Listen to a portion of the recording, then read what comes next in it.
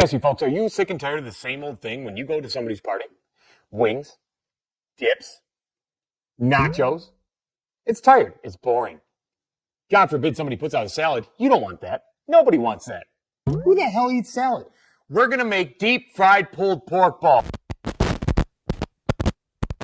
We're going to take you through all the steps, the spice rub, the injection, the smoking, the shredding, the breading, the deep frying, and making a special sauce that your guests are going to love, and they're going to ask you to make for their parties.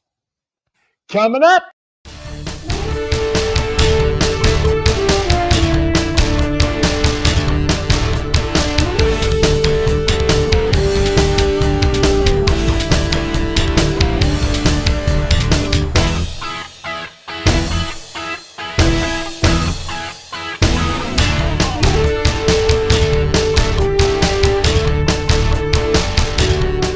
All right, to start off with the dry rub, I have a half a cup of brown sugar, 4 tablespoons of salt, 4 tablespoons of black pepper, 3 tablespoons of paprika, 2 teaspoons of cinnamon, 2 teaspoons of garlic powder, 2 teaspoons of onion powder, and 1 teaspoon of cayenne. I'm going to add all of this to my bullet, blend it up, and then we will be seasoning the pulled pork with this.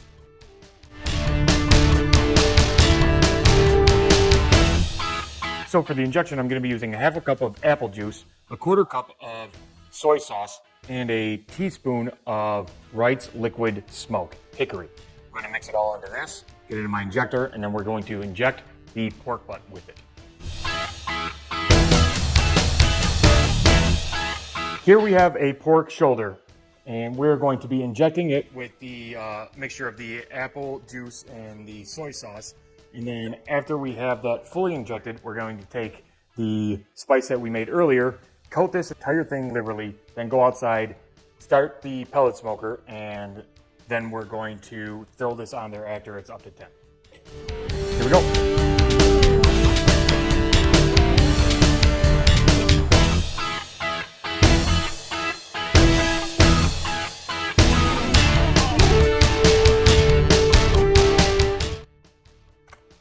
Take the remainder of this, pour it on here so that it allows the spice rub that I'm about to put on this stick.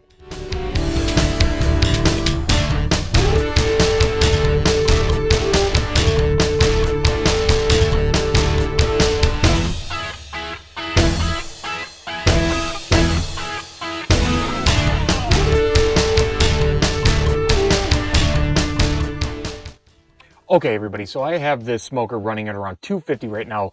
I'm running a competition blend pellet, and I'm going to be putting my meter thermometer into the pork so that I can monitor the temperature. We're going to climb this up to around 160, 170. I'm going to hit a plateau.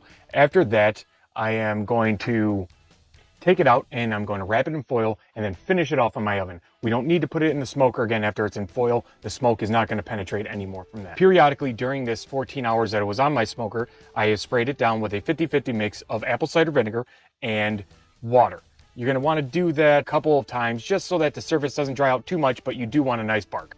We're shooting for a 203 temperature or until it is nice and tender.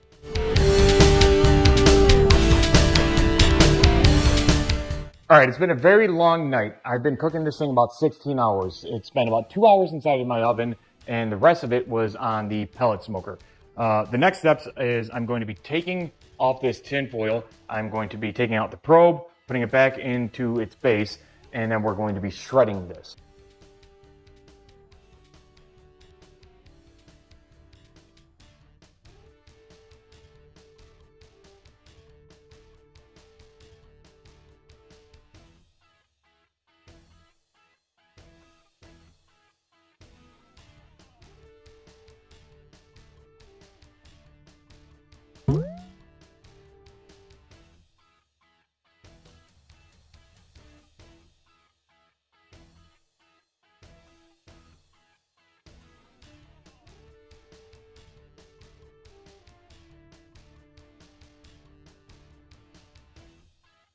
Make sure when you're chopping this pork up that you chop it up pretty fine so that you get a nice consistency and you don't have any meat that is more stringy that will stick out from the sides. and it won't be a nice ball.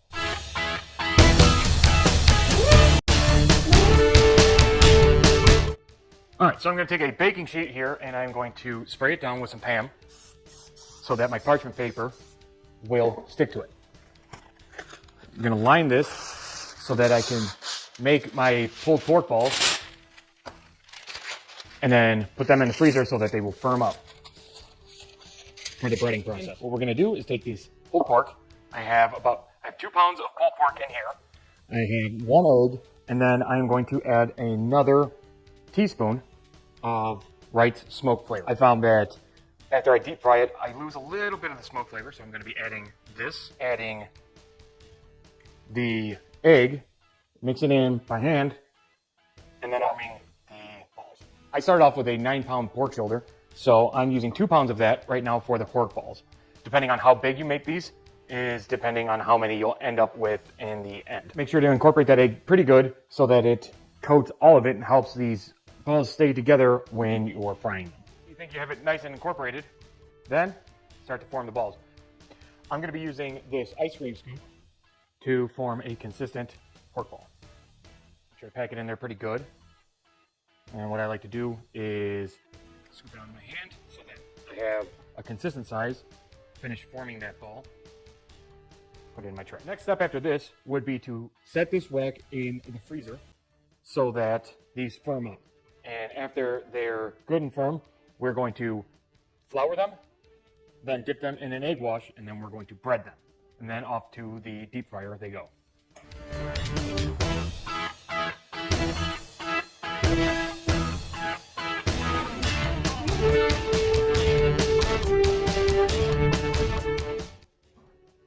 All right, on to the sauce.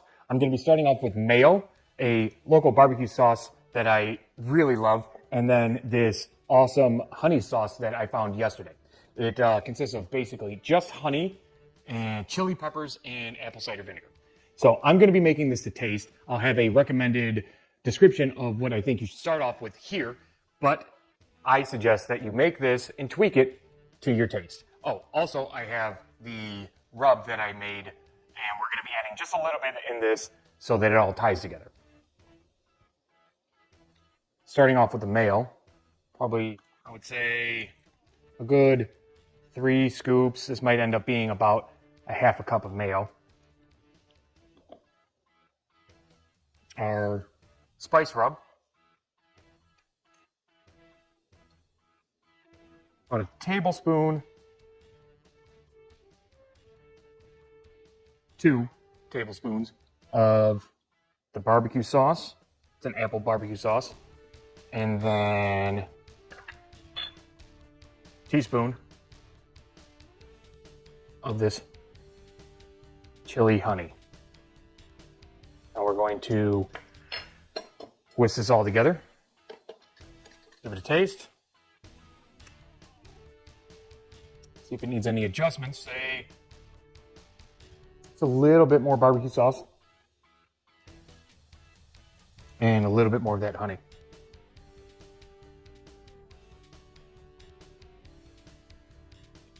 Now, what I'm going to do is transfer this into this bag, and then I'm going to transfer it into a squirt bottle.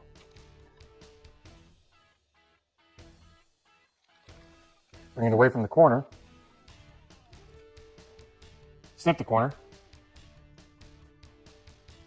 Just enough. Take your squeeze bottle. Very good way to transfer this and not make a giant mess.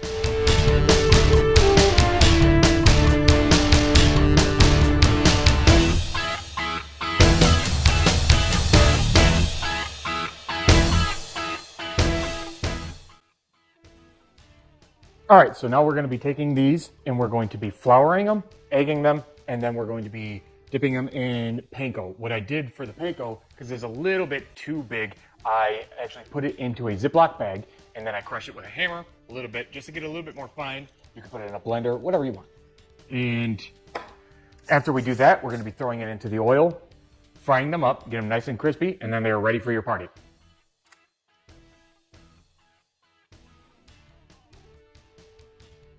Flour first, Make sure everything's nice and coated. Then into the egg.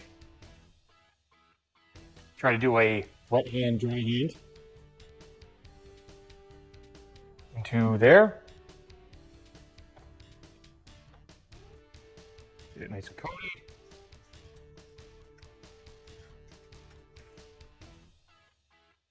And place it over there. Oil's around 350. Take these and make sure to try to place them away from you so that you don't get any splashback. Don't overcrowd to cool down the oil too much. Drop about 4 or 5 of them in there at a time. After you get some color on there, we're going to move them around to make sure that it cooks evenly. Then we'll take them out and start all over again.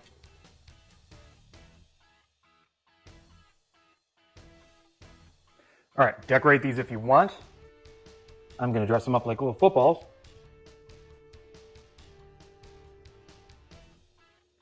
Get them ready for the game. This is a nice break from the traditional wings that you'll find at anybody's Super Bowl party. So if you really wanna wow your guests, do something unique. Now this sauce isn't going to keep, so do this right before you serve it to your guests. Now for the moment of truth. Take it, give it a little dip.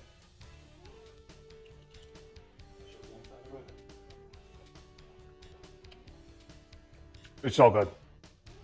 So many flavors popping out at you. Believe me when I say that this is a unique treat for your guests. It's going to be far more impressive than any wings that you're going to get or make.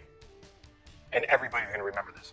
All right. Hopefully you have a great Super Bowl Sunday. Hopefully your team wins. The Detroit Lions are probably never going to, so I don't get to look forward to that. And if you like this recipe, like, share, subscribe, comment down below, and follow the smoke.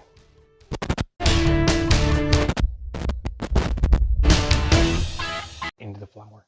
Okay, well, just here, I'll just cut away from the balls. Just back up and say it real quick, or back up and dump it in there real quick, and then Okay. Edit it in. yeah, we can just start from here. Okay. Ready?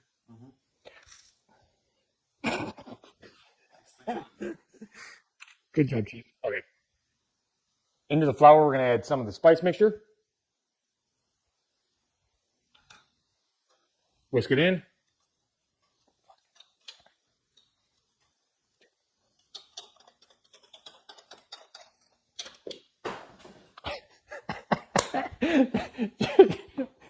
Drop the whisk. Not sure how to handle that one, but That's outtake for sure.